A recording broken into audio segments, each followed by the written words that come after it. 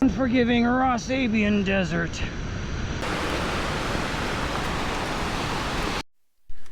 Good morning, welcome to Coulee Outdoors. I am your host, Brandon Scott. And with me today is Nash. Good morning. Today we are out in the desert. Like I said, I'm going to try and do more desert. We're going to try and do more desert stuff this spring because it's the optimal time to be out in the desert. It's not quite warm yet. It's about 48. Well, no, I think it's 38-ish in the shade now. We're supposed to get up to about 60, 65-ish today. We are at the Ancient Lake's lower trailhead. We are going to be going to do Dusty Lake instead of Ancient Lake today.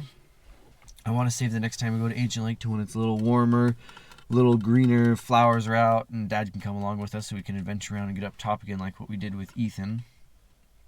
So we're going to go do Dusty Lake instead, just to go check out, see the status of if there's any flowers coming out yet, and go hang out by the lake.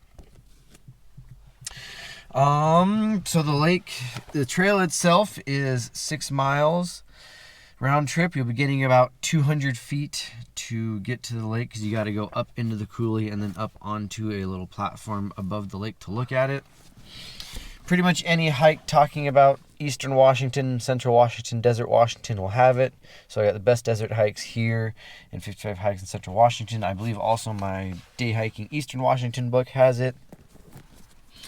I will be posting the ratings there and the overall rating. I just crunched the Desert Washington list. It's not a wilderness list, so it wasn't on the top of my things to do, but I got it done in time for this. I think Dusty Lake sits somewhere around 12, 13, probably lower than that. Not nearly as rated high as Ancient Lakes because Ancient Lakes has multiple lakes, a waterfall, and you can climb above the waterfall and scramble around above, whereas Dusty Lake is one bigger lake, but it is just one lake. There's no waterfall, and I don't think it's very easy to get above the lake onto the top of the coulee. So the geology is Columbia River basalts. We're in the heart of basalt country. It's the Grand Ronde flow. That's what makes up about 85% of the entire Columbia River basalts by volume is the Grand Ronde flow. And yeah, so we'll be walking through. This is Ice Age floods country, so this was carved out by Ice Age floods that either swept in 120,000 years ago, 200,000 years ago, or most recently for our time period about 15,000 years ago did the last bit of carving. Pretty much what you need to know is big ice dam over the Clark Fork of the Columbia River in western Montana. That would periodically break and refreeze, unleashing untold billions of trillions of gallons down the Clark Fork into the Columbia River, which then came down through central and eastern Washington and pretty much scoured out the top layer of soil and rock, creating these beautiful coulees, which is a box canyon, flat sides, flat bottom, instead of a V or a U shape.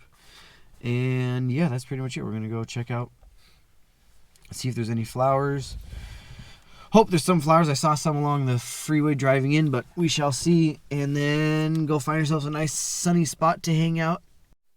So, it's 8:30 pretty much on the dot. A nice sunny Saturday in late March, early April. So springtime, of course, means running away to the desert. Even though it's supposed to be pretty much just as nice today in Seattle as it is out here. So who knows? I'm sure all the trailheads in Seattle are getting packed full too, because it is 8:30. So the 6 mile-ish round trip, which means we got 3 miles of desert walking to get to Dusty Lake. I'm not expecting a ton just quite yet. You can see even some of these willows haven't fully leafed out yet. So this is more just an excuse to come out and get another desert hike in. Purposely avoiding Ancient Lakes till later in the spring when it's going to be warmer and nicer and more leafed out and such. So I had to play the game of let's go do something entertaining enough to actually be worth doing, but not go do something so cool that I'd rather go do it another 3 weeks or a month when it's actually nice out. Yeah. So I chose the younger brother, the less exciting brother to Ancient Lake's Dusty Lake. Now we could have also gone and just wandered up regular old Frenchman Coulee to the ephemeral waterfall, but we'll do this. Oh, sunshine. Sunshine instantly makes things better. Yes, it always does. Ah, feels good. With the wind at our backs, the sunshine in our faces, this will be nice.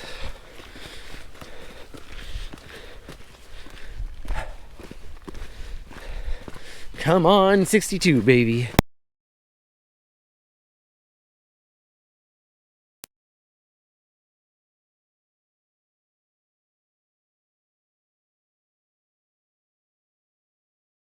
In real time, semi-real time.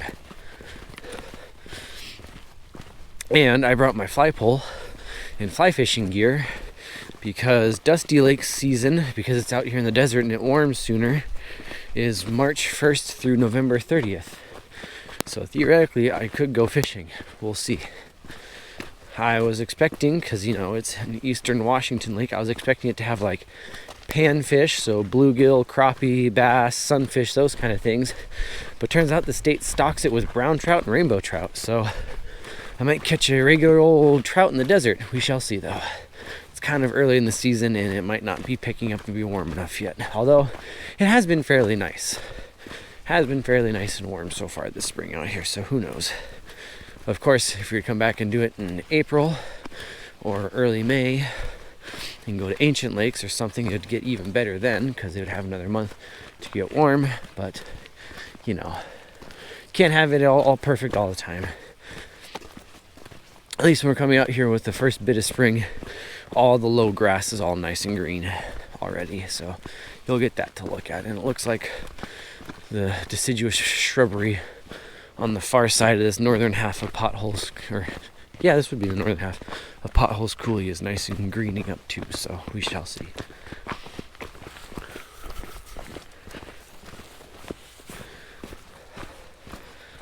So this first coulee directly in front of us, this is the northern half of Potholes Coulee. At the head of it is Ancient Lakes, which we have been there once with Ethan in the dead of winter where we walked across the frozen lakes. Initially, I'm going to tag that video there until we come back and do it as a springtime hike when stuff is leafed out and we're not shivering our giblets off the entire time. You were. Either way, I'll post that right there. Ooh, nice and crisp. But we're going around this first knob, and there's a second draw or coulee there. Southern half of Potholes Coulee. That at the head of that one is Dusty Lake, and that's where today's destination awaits us. So there's not going to be any ice sculptures along the walls of the coulee because, you know, it's going to be 65 degrees today, and it has been roughly that warm for the last month already. But hopefully we'll get to enjoy bird sounds along the lake and a nice warm sunshine in minimal amounts of wind. Oh yeah, there's a lot of willows leafing out already, so who knows, we shall see.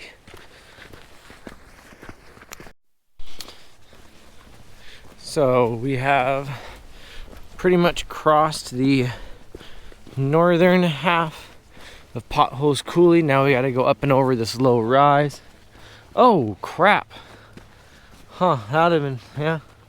So we come out to the desert in the springtime because that would have been worth going and seeing. But up there, so not that waterfall, but up there at that low point there, that is where Ancient Lakes Falls is, and that is where Ancient Lakes is.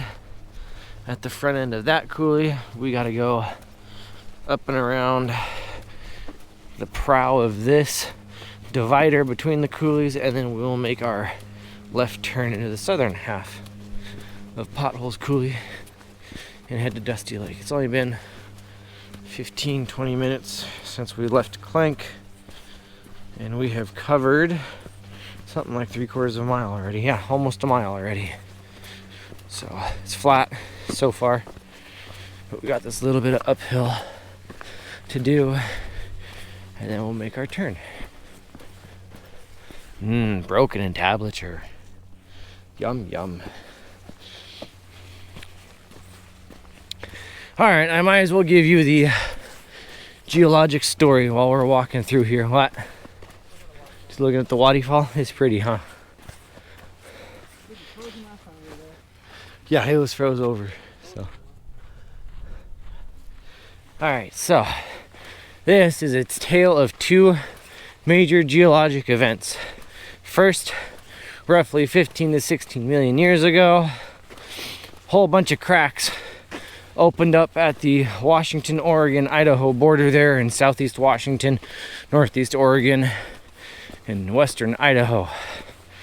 That is when the Yellowstone hotspot was, technically it's the North America plate making its way over the hotspot, but because we think of the plate as not moving, because you know we're living on the plate, I'll go ahead and say it, it's the hotspot moving underneath the plate. And at that point in time it was there, got hot enough and excited enough to where it cracked open the continent and started oozing a whole metric butt ton of basalt lava that oozed all the way, at times all the way out to the Pacific Ocean, where the Columbia dumps out in the Pacific at Astoria, some 400 miles away from where it started.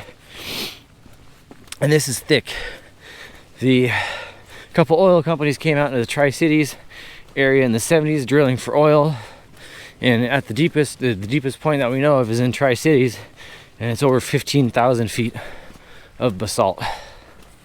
Out here it's probably closer to just 1 mile, so 5,000 feet or so. But yeah, it's a crap ton of basalt. Literally hell on earth opened up over in eastern Oregon and Washington, and it flowed this way. So then, best as we know, nothing much crazy happened until the last couple 100,000 years, during the last couple of ice ages, when ice dams were being created and blown apart time after time after time again. Pretty much where present day Pandora Lake is in Oregon, ice dam from one of the fingers of the ice sheet got down far enough to where it was able to block off the Clark Fork River that drains western Montana into the Columbia River. Oh, that's a pretty waterfall. Yeah, that would have been cool to go hang out by. Oh well, we're doing other things. Okay. And every time it would blow out the ice dam, you'd get a couple 100-foot wall of water rolling westward across northern Idaho and then into central Washington. And that 300-foot wall of water picks up a lot of rock and scoops out a lot of rock on its way over here. And that's pretty much what it did, is it took the top layer of silt and sand and dirt off, and then gouged out all these coulees in what's called the channeled scablands of central Washington, and then took it down the main channel of the Columbia River, down out, and dumped it out in the Pacific Ocean. So think of like a 300-foot tall wall of chocolate milk, at about chocolate milk consistency, somewhere between chocolate milk and runny concrete consistently, just rolling through and scouring away everything in its path, leaving fins and coulees and channeled scablands of central Washington. Probably doesn't matter. I'd stick to the left because eventually we need to turn left. And that's pretty much it. And since then it has become a dry and deserty sage shrub steppe paradise for wandering. And it gets really hot in the summertime. Don't be out here in the summertime. You should limit your times being out here. You can come out here in the winter, just bundle up for the cold and still wander around and not much will change. But springtime, so late March through pretty much the middle of May, late May, before it gets above 85, 90 degrees, it's when everything gets green and flowery. And then of course you can also come out here in the fall when everything turns colors and it's cool again. But at that point you run the risk of running into hunters who will be scaring up the wildlife. Not saying I have a problem with hunters, I'm just saying it might ruin your experience if you run into some. Do not be out here in June, July, August, September, and parts of October, because it will be 100 degrees every day and you will not enjoy it. Other than that, our next step will be turning up that way and going into the coulee. Alrighty, coming over this hump, I'll quickly point out, if you've ever heard of the Gorge Amphitheater, it's one of the best outdoor venues in the entire country. It sits right there overlooking the Columbia River. If I have a picture from when I went to a music festival there, crap, close to 10 years ago now, I'll try and dig one out and post one. But now, this is the southern half of Potholes Coulee, so we're gonna end up there on the other side of this bump somewhere. And then on our left, so the north side of Dusty Lake, there will also be a sediment prow that we can hopefully sit on and be able to look down onto Dusty Lake, which will probably be where we end up stopping for the day. Because at least looking at Google Earth, it doesn't look like there's any really even relatively easy ways to get up top, unlike on the Ancient Lakes side. So if you want to walk around up top, you got to start on the top half, because there is parking lots and stuff on the up above side, because there's a whole bunch of fishable lakes up there called the Quincy Lakes. This is called the Quincy Lakes Wildlife Area, and the hikers come down here for Ancient Lakes and Dusty Lake, and then the other recreationists, like fishermen, stay up top on the other access road to fish the lakes up top. But you can hike down into Ancient Lakes and Dusty Lake from up top, but I think this is the better way to do it, at least initially. Maybe someday we'll come down from the top to Ancient Lakes, and if I do, I'll post that right there. And if you continue on going down that way, past the gorge, it's a long walk. It's probably be 10 miles or so. You'll eventually get to Frenchman Coulee, which is known for its rock climbing up the basalt columns. There are a couple of hikes down there, but the better hikes are here at Ancient Lakes and Dusty Lakes. So yeah, looking at the power line, I'll probably turn this off until we make our left turn. Now that we've started walking into the coulee, we can get a good look at that prow there, the north wall of this coulee. Dusty Lake is back there up against that wall. There's a cleft just underneath the sun where the water drains in from above. And then you got this southern wall. So I might as well get a walk in, and I might as well get a short at the same time. Except for Ding Dong stops as soon as I want to take a short. Shut up. No! So we wait.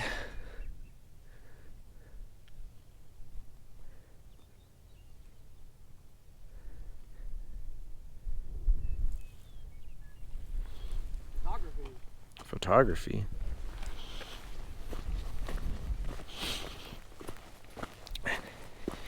Entering the southern branch of Potholes Coulee from the Columbia River, heading east towards Dusty Lakes in the Quincy Lakes Wildlife Area on a gorgeous spring morning with basalt cliff on one side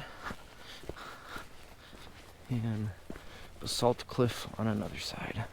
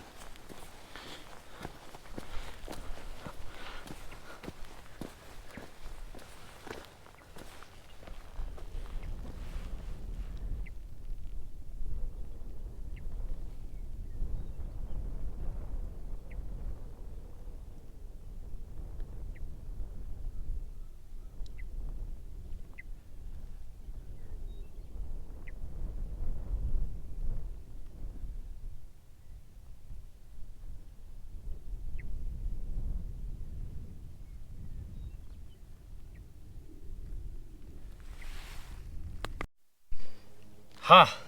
Flower. Little pinky purpley thing. Not sure exactly what it is. When we stop and have lunch at Dusty Lake, I'll crack open the wildflower book. And obviously I'll put it down below what it is, but that's the first thing I am starting to see all in the last couple hundred feet. There's little clumps of them in the old road median and alongside the road. Even a little red flowering too. Red flower? Almost budding the thing. Oh yeah. There is lots and lots of clump. It almost looks like it's something out of the pea family, like a lupin or something. But lupins are usually taller, but who knows? That's why I got a book for. Otherwise, not much just yet. We're about 2 miles in to our 3-mile one-way, so we're about getting a ways into the canyon. The snowy forested ridgeline over there is on the other side of the Columbia River. That is the Wenatchee Mountains. There's a whole bunch of 4x4 trails that run along the ridge and come down the ridge toward us down to the river. We did drive a bunch of those in college. Haven't driven any of those since then, which driving those in college and writing about them in college was the original inspiration for this channel back when I called it Coulee Off-Road instead of Coulee Outdoors. So hopefully, especially this time of year, you know, springtime, when it's still nice and cool and green and flowery over here, we'll hit up some of those 4x4 trails. And when I do, I'll post one of them right there. But yes, we're just looking for flowers. The sage starting to get some new growth. And yes, it smells amazing. You got some big boy columns, some big old Tootsie Rolls coming up there that we'll be able to look at. And then hopefully here shortly we'll get to the first part of the lake.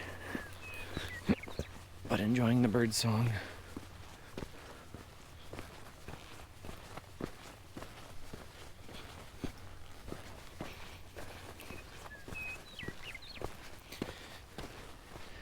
He's somewhere down in there. That's a raven. Come on, talk to me again. Not you.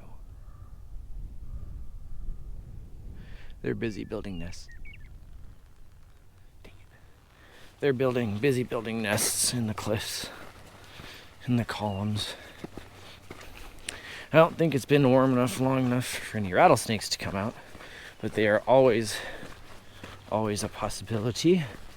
When I was not over here, but over in Frenchman Coulee, a couple miles south in college on a field trip class, we came out to Frenchman Coulee one day to check out the basalt columns out there, and I was walking along the talus slope, and between the talus slope and the ground and the talus slope and the base of the columns, and I did scare up a couple of rattlesnakes that were all slow and groggy and just starting to come out of their dens, so it is a possibility. Good thing about rattlesnakes is they will very much make their presence known to you if they don't want you getting any closer. Unlike a lot of venomous snakes that just sit there and hide and then whack you as you walk by, rattlesnakes will very definitely let you know that, hey, I am here, you are getting too close to me, please go away. Which is nice. And they're very pretty snakes. Oh, there's some little white flowers. 2 different kinds of white flowers there. And then that bit of upturned brown dirt is not poop. That is a vole tunnel. Because voles, it's either a vole or a shrew. Can be both.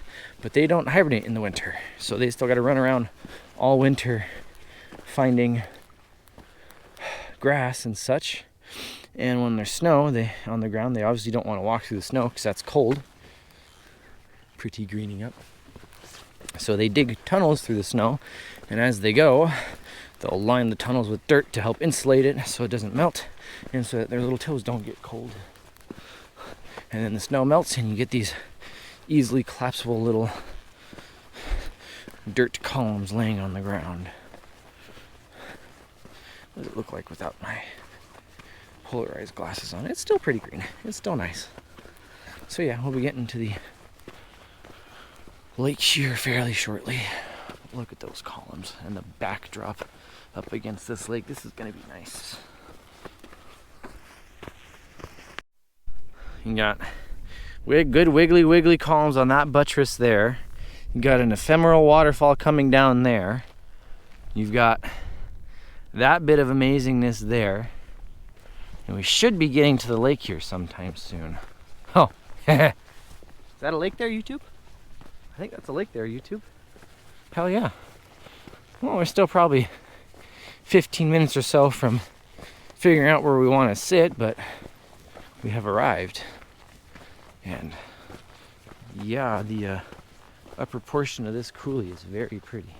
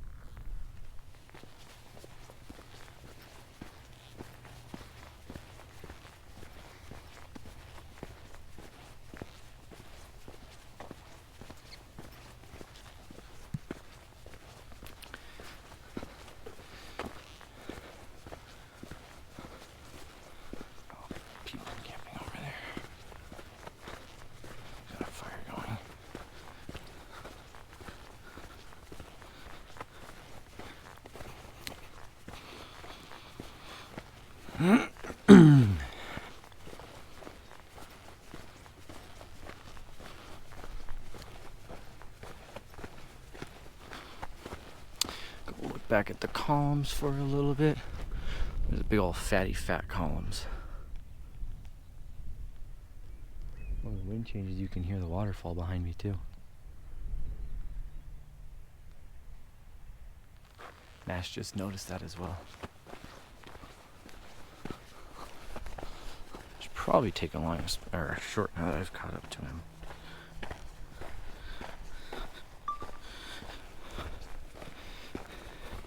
Coming down into. Yeah, I hear it.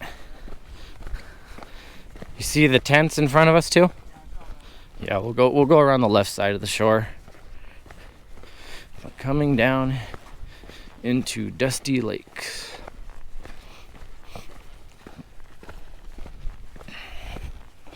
Got big columns over there.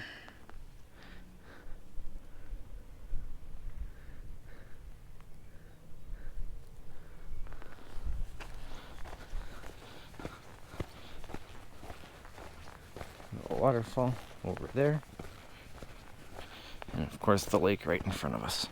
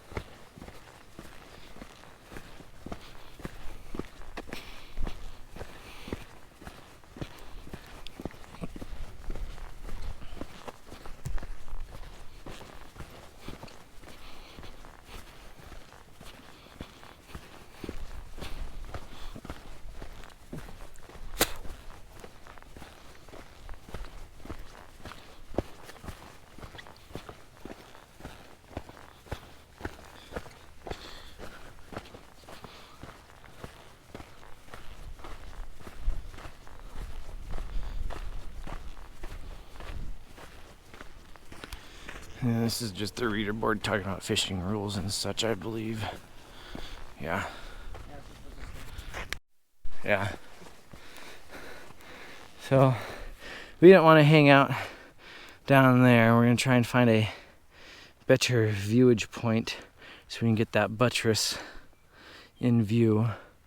Probably won't be able to hear the waterfall, but that's okay. So, we're going to head this direction somewhere to hang out. Because looking at Google Maps and Google Earth, it looked like out on the point over there, there was a pretty good hanging out spot. And I don't see any tents out there, so we shall see. But that'll be if we want to get past this large talus slope base. Maybe we won't. Maybe we will. Maybe we won't. Maybe we'll just sit out up here somewhere.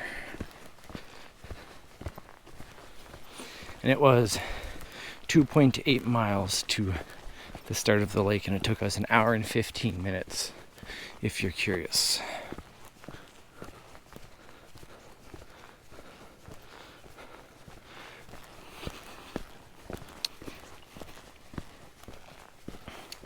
I don't know, that's a lot of talus slope to walk across. It shows there's trails across it from Google Maps, which I do believe, and I know there's a good spot to get out there, but I'm not sure I want to.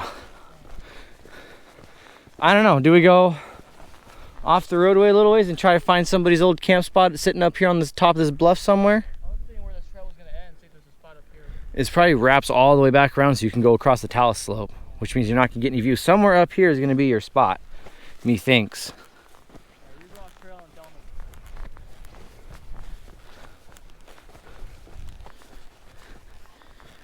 me. There are some big rocks we can sit on over here too. But I did see a flat spot, a bare spot over here where somebody had camped.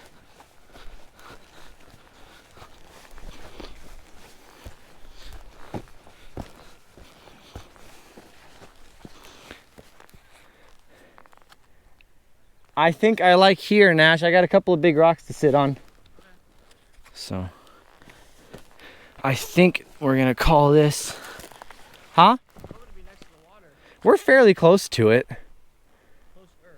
Yeah, well, the whole thing is lined with reeds, so you're not gonna really do much anyway. But I think I'm going to claim this rock to sit on for the day.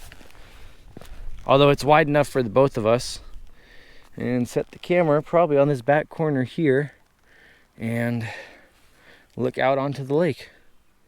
And I'll post. Go to the middle of the talus slope and find a rock to sit out just right next to the water.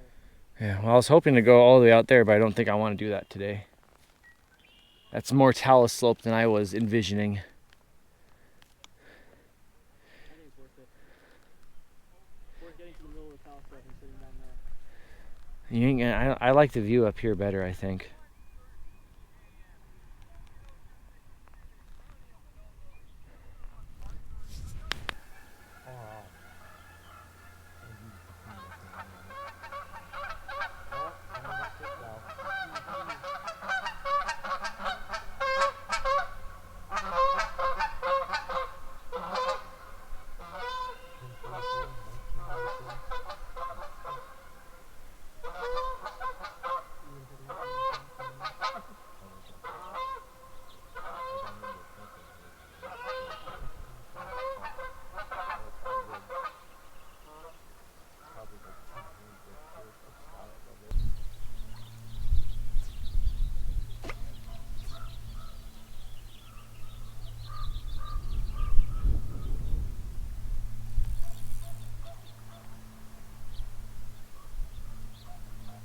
You're ruining my concentration.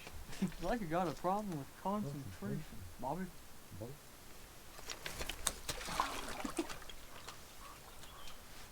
That's What the if we golden What child. if we can get one going all the way to the marsh?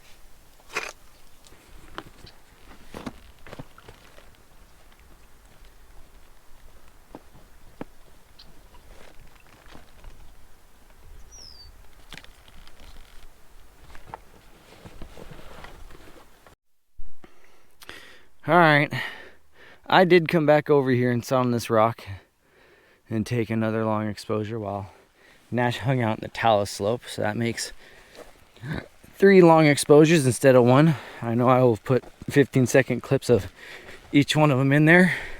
I already tagged the first one from the talus slope. I did do a bit of unsuccessful fly fishing. I wasn't expecting it to be very successful because it probably hasn't been warm for very long. I did see some fairly large trout, but they were hiding in amongst the reeds and were quite lethargic, so I wasn't expecting much and didn't get any, not even a single bite or a look. I'll post that video right there. And then, let's see here. I said I was gonna tag a video from there. So yeah, I'll put that one there.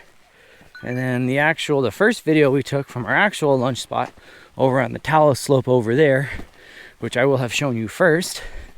I will tag the main body of that video right about there. And I think while we're first starting our walk out of here where it's the most scenic and I can pan the camera over to look at some of the columns, I think I'll run the outro. And I'll turn the camera back on if we find anything exciting like more wildflowers or some wildlife. Oh, I did figure out what that flower was. Forgot what the name of it was, but luckily I took a picture on my phone from the page in the book. It was a bent milk vetch. And I was right. From the flower type it looked like, it is part of the pea family. So yeah. And how did I know it was the bent milk vetch and not other milk vetches or cereal lupin or something, which is also part of the pea family? Well, not only is there a picture in my book that looked pretty darn close, but the description said dry grasslands or shrub steppe, which is what we are in. And the description matched what it was looking like. So yeah, that is how I knew. All right, actual outro. Thank you for joining us on this Coulee Outdoors adventure. I've been your host, Brandon Scott, with my partner, Nash. Look, more milk fetch. To Dusty Lake in early spring. Hopefully we will continue alternating between river walks and desert hikes through the remainder of spring before the high country melts out, with an occasional off-roading trip out east as the spring goes on and stuff dries out. Like I said, it was about 2.8 miles one way. Took us about an hour and 15 minutes to get out here. I'm assuming it'll take about the same amount to get back. Ratings. Accessibility, what? 2.5 hours from Seattle or so. Almost all paved except for the very end to get down here. So I'm going to give accessibility 2 stars. Difficulty, I mean, it's a 3-mile walk. It's shorter than last week. It's flatter than last week. 1.5 stars, 2 stars. A? Yeah. Okay. Enjoyment. Uh-oh. The main trail is down there somewhere, so pick whatever track you want through the sagebrush. Did you see the ponies that went by too? Yeah, I saw them. Enjoyment. I didn't catch any fish. We can't swim in the lake because it's grody ass irrigation runoff, but the coulee is pretty, the lake itself is pretty. It's teeming with wildlife in the spring, which it's not quite the right time of spring, so 2.5? 2.5, 3. 2.5 or 3, yeah. I'll make that decision, and you would have seen that at the start of the video. Let's see here.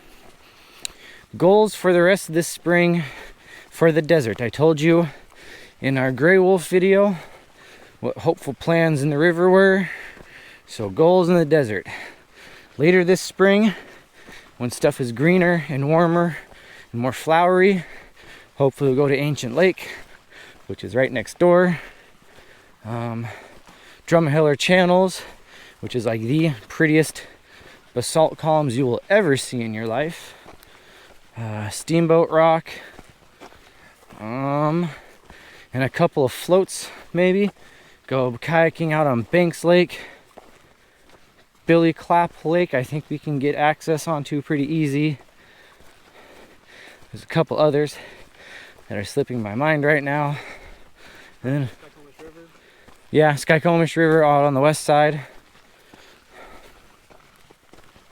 A couple of lakes on the west side too that we could go do. Lake Wenatchee would be a fun one probably. So yeah, there's options. I have lists. There's a reason why I have lists, because there's so much crap to try and remember that I can't possibly remember it all. Main trail, yeah? Yeah. Cool. Then we'll keep walking. A lot of snow has melted out of the Wenatchee Mountains just in this one day. I don't think anything's going to be happening next weekend, because if I have any time off, I'm either going to go to Portland to go to the swap meet, or I'm going to go to our friend Liv and Nate's for their son Noah's 2nd birthday. So no hiking this next week, and probably this next week or this next weekend, because Nash starts work on Monday and my parents leave down to go to Portland to go to the swap meet Wednesday night. So probably nothing happening in the next week and a half or so. And then of course that'll give me a week and a half to get these videos done and to really crunch out what I want to do for the next couple of weeks. And that'll give Nash plenty of time to figure out what he really wants to do for his birthday. Other than that, we'll talk to you next time, and ciao. And we're just gonna look at the columns for a little bit, because the columns are pretty.